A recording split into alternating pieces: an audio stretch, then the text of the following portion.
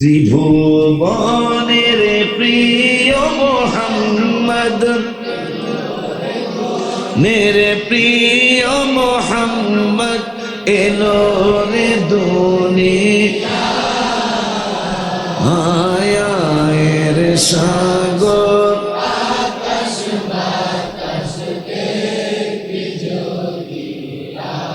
গজলটা তো বলতেছেন কিন্তু খেয়াল কি করেছেন?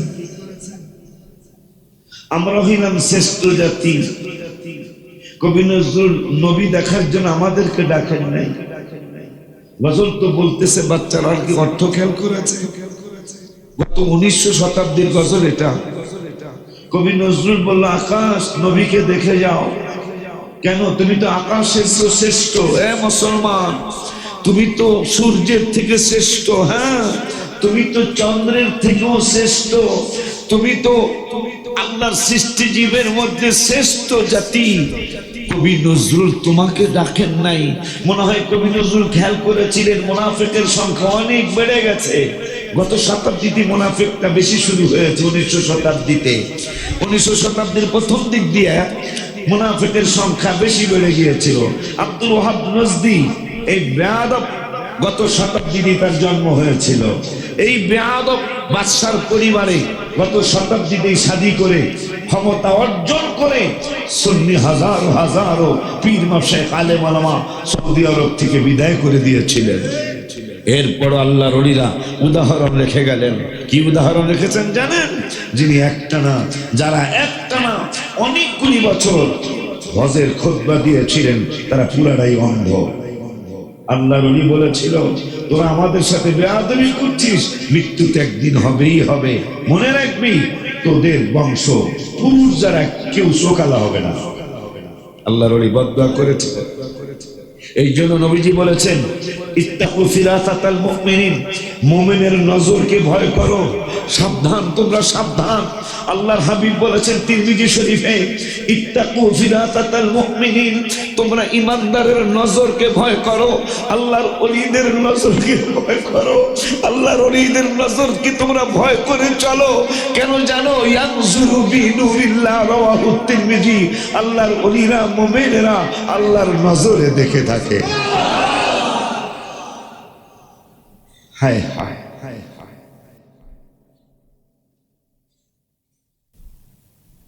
আল্লাহ রাব্বুল আলামিনের মেহেরবানি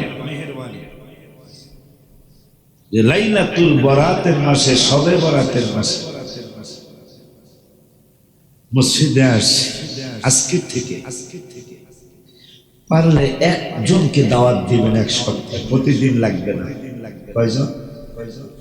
এক সপ্তাহে একটা বন্ধু, সে বন্ধু আপনি যার সাথে বন্ধুত্ব করেছেন। এই আব্দুল রহিম, আমার কথা বলো। ইয়াকে পাঞ্জাবি পরে, টুপি পরে, সুন্দর করে আসতে বলে। ইউসুফ, এই যে ইউসুফ, আমার কথা বলো, যে আপনার নামাজ পড়তে যেতে হচ্ছে। তো আমাদের কোথায় আমরা ছিলাম, আজকে কোথায় আমরা নেমে আসি?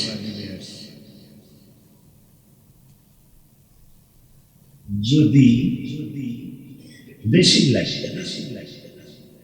আচ্ছা, আপনাদের একটা প্রশ্ন করি।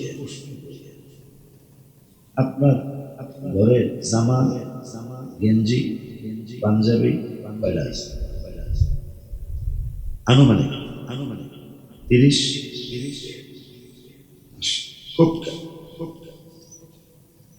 তোমার ঘরে পাঞ্জাবি, গেঞ্জি, শার্ট কয়টা আছে? এক দেশ। আলিয়া সেন কয়টা হইব? পাঞ্জাবি, শার্ট, গেঞ্জি 20-30টা। আমার মনে হয় এমন কোন ঘর পাওয়া যাবে না যেই ঘরে নরমাল হোক, ভালো হোক, মধ্যম হোক, আমার গইলে কাঁদতে বলেছে। আমাদের তো ওদের সাথে মিসাইল নেওয়া লাগবে না, ওদের সাথে অ্যাটম বোম নেওয়া লাগবে না, ওদের বিরুদ্ধে রাইফেল লাগবে না। এমন কোন ঘর নাই, এমন কোন ফ্যামিলি পাওয়া যাবে না যেই ফ্যামিলির প্রত্যেকের অন্তত 5 বছরের জামা কাপড় ঘরে জমা নাই, আমার মনে হয় খুব কম পাওয়া যাবে। রিক্সা যেই বাবা চালায় তারও মনে হয় 4-5টা জামা গেঞ্জি লুঙ্গি আছে। আপনি সারা 60টা দেশ, 57টা দেশের মুসলমান, আপনি ঘোষণা করেন, সৌদি থেকে ঘোষণা আসুক, আমরা ইহুদি নাসারা খ্রিস্টানদের কাপড় কিনবো না। মাত্র 5টা বছর, 5 বছরের কাপড় আমাদের সবার ঘরে আছে। ওরা আমাদের পায়ে পড়বে, ওরা আমাদের পায়ে পড়ে যাবে, তোমাদের সাথে যুদ্ধ নাই। কারণ মুসলমান সবচেয়ে আরাম প্রিয় সুখী মানুষ, আমাদের মতো তারা জামা কাপড় কিনে না। কথা বলেন না কেন? তাদের যান, তাদের ঘরে যা পাবেন 2 থেকে 3টা শার্ট গেঞ্জি পাবেন। আমাদের ঘরে ওই যে আমার এক বাপে আমার 1-150 পাবে, 1-150 পাঞ্জাবি গেঞ্জি লুঙ্গি বা শার্ট করতে কয় বছর? 20 বছর তো শেষ হইব না। মুসলমান মাত্র 2টা বছর, 5 বছরও লাগবে না, আমি 5 বছর বেশি বলেছি। 2টা বছর যে তোদের কাপড় কিনবো না, তোদের কাছে তেল বেচবো না, আর তোদের কাপড় কিনবো না, তারা আমাদের পায়ে পড়বে। কারণ আমাদের মতো কাপড় চোপড় অন্য কোন জাতি কিনে না। আমাদের যুদ্ধ লাগে লাগে লাগে। আব্বাজানরে আমার কথাগুলো দুঃখ নিয়ে বলছি।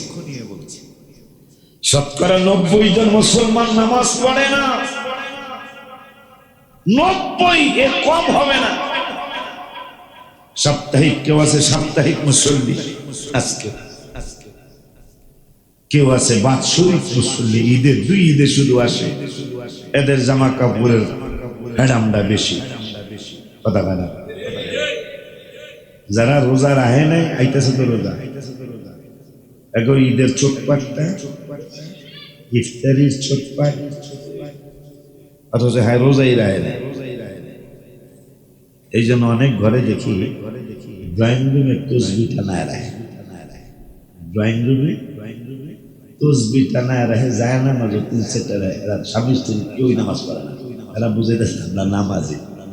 কথা বলেন না কেন? হায় হায়, মানুষ কত চালাক, কিন্তু আল্লাহর কাছে কি চালাকি চলবে? চালাকি চলবে?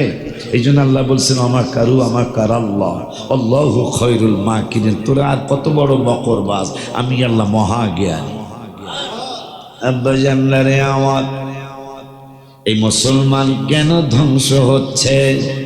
কেন আমাদের ইজ্জত এখন আর নাই? কেন আমাদেরকে তাদের খেলার পুতুল বানালেন? তারা জানে আমরা মুসলমানরা কোন কোন জিনিস আমাদের পছন্দ। আমি ভেঙ্গে আর বলতে পারলাম না, মনে হয় বুঝে ফেলেছেন। আমাদের কোন কোন জিনিস আমাদের বড় ল্যাপসা, কোন কোন জিনিস আমাদের বড় প্রিয়, এইটা তারা বুঝে ফেলেছেন। বুঝার কারণে যা যা করা দরকার তারা তাই করতেছে। কি মোবাইল দিয়া, কি মেয়ে দিয়া, কি বিভিন্ন রং তামাশা দিয়া তারা আমাদেরকে একবারে ঘিরে ফেলেছেন। কারণ মুসলমান যদি ইমানের সাথে আমল করে, এই মুসলমান আবার সেই বাদশার জাত হয়ে যাবে, আবার পৃথিবী তারাই পরিচালনা করবে। আমার আল্লাহ সুবহানাহু ওয়া তাআলার মেহেরবানিতে এই বাদশার জাতকে আমার রব্বুল আলামিন ভালো রাখার জন্য, বাদশার জাত বাদশা থাকার জন্য আল্লাহ লাইলাতুল বরাত দান করেছেন। বাদশার জাত বাদশাহী করার জন্য আশুরা দান করেছেন। এই বাদশার জাত বাদশাহী করার জন্য এই দে মিলাদুন রাসূলুল্লাহ সাল্লাল্লাহু আলাইহি ওয়াসাল্লাম দান করেছেন। এই বাদশার জাত বাদশাহী যেন করতে পারে এই জন্য ফাতিহা ইয়াজদাহুম দান করেছেন। এই বাদশার জাত যেন বাদশাহী থাকে এই জন্য রব্বুল আলামিন আখরি সাহার সংবাদ দান করেছেন। এই বাদশার জাত যেন বাদশার মতোই থাকে এই জন্য সবে বরাত দান করেছেন। বাদশার জাত যেন বাদশার মতোই থাকে এই জন্য লাইলাতুল কদর দান করেছেন। বাদশার জাত যেন বাদশার মতোই চলতে পারে এই জন্য লাইলাতুল মেরাজ দান করেছে।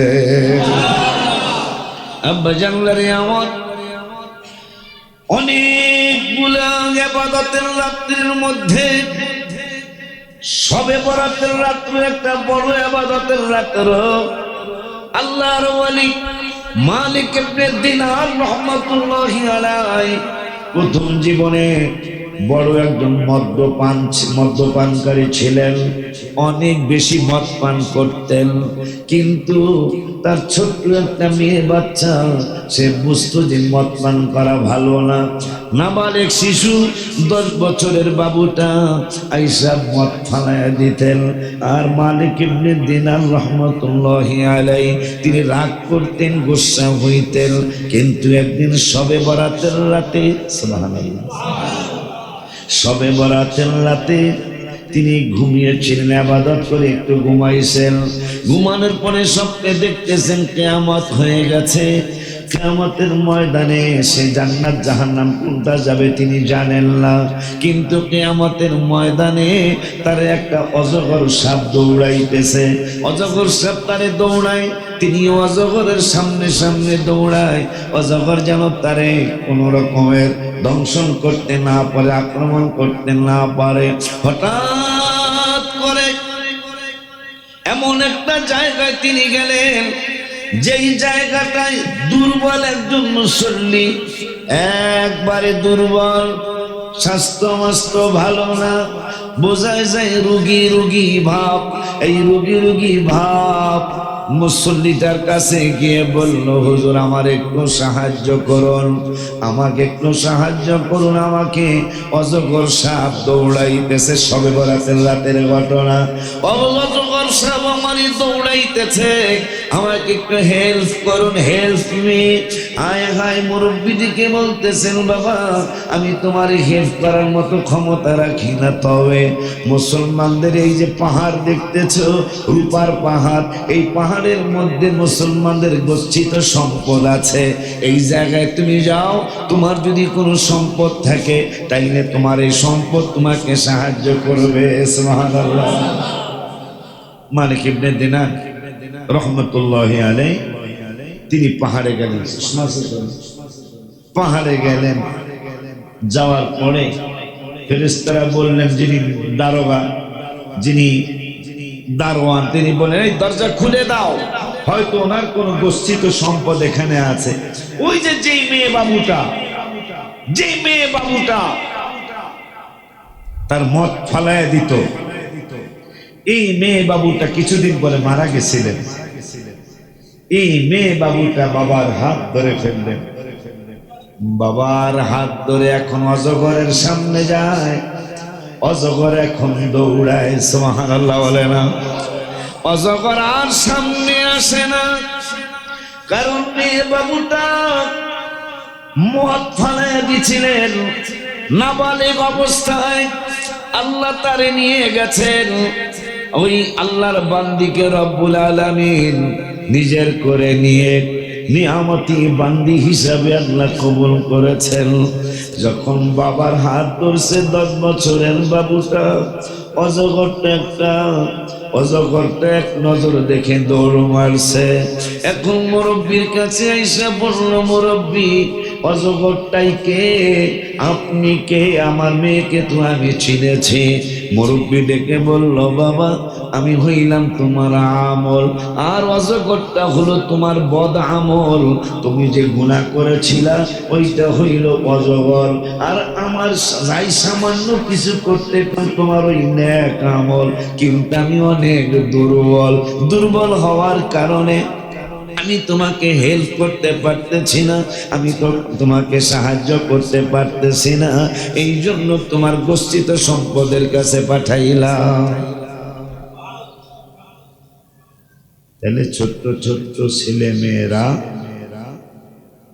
আমাদেরকে কিয়ামতের ময়দানে হেল্প করবে। সুবহানাল্লাহ কয় না? সেই হেল্প করার রাত্র, হেল্প করার মতো অর্জন করার জন্যই এই লাইলাতুল বরাত আল্লাহ দান করছেন, লাইলাতুল কদর দান করছেন। নিয়ামত পাওয়ার জন্যই আল্লাহ সুবহানাহু ওয়া তাআলা এই বিশেষ বিশেষ রাত্রগুলি আমাদের জন্য দান করেছেন। আমি এত বেশি আশ্চর্য হয়েছি, যারা লাইলাতুল বরাতে এই মাসে একটা রোজা রাখবে তারা ইউসুফ আলাইহিস সালামের সাথে জান্নাতে থাকবে। আস্তে কইলে সুবহানাল্লাহ। এই জন্য একটু আগে আমি একটা গজল লিখছি মনের আনন্দে, একটু আগে আমি একটা গজল লিখেছি মনের আনন্দে, নতুন সুর এখনো ভালো করে পারবো না মনে হয়।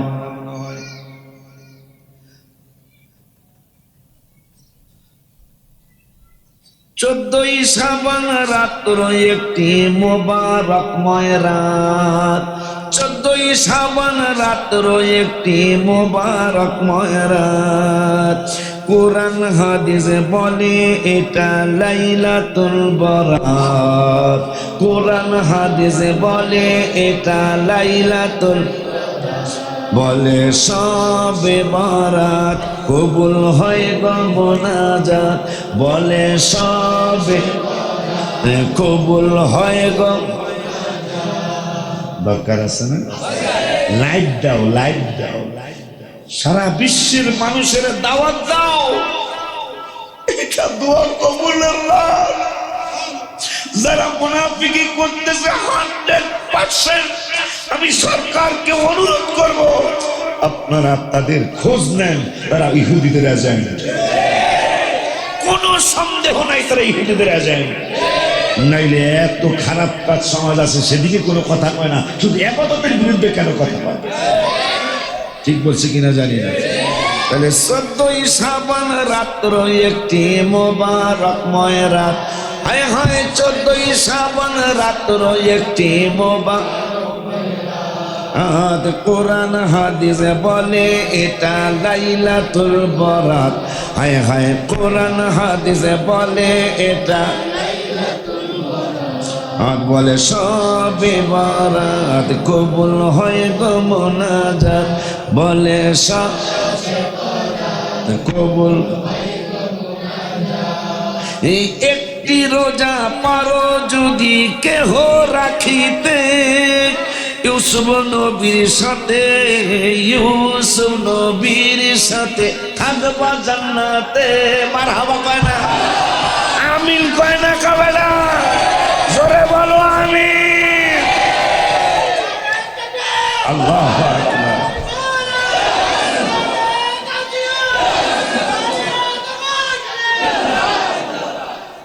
স্লোগান যেহেতু দিছে আমার খাট কই, হ্যাঁ করোনা কইছে এক সপ্তাহের মধ্যে দিছে। এই যে আমার নাতি এসে খাট লাগবে, বিক্রমপুরের নাতি এসে খাট লাগবে, আমার টঙ্গীর নাতি এসে খাট লাগবে। স্লোগান যাতে বিপদে বসত না, আমি তো তোরা দেই নেই।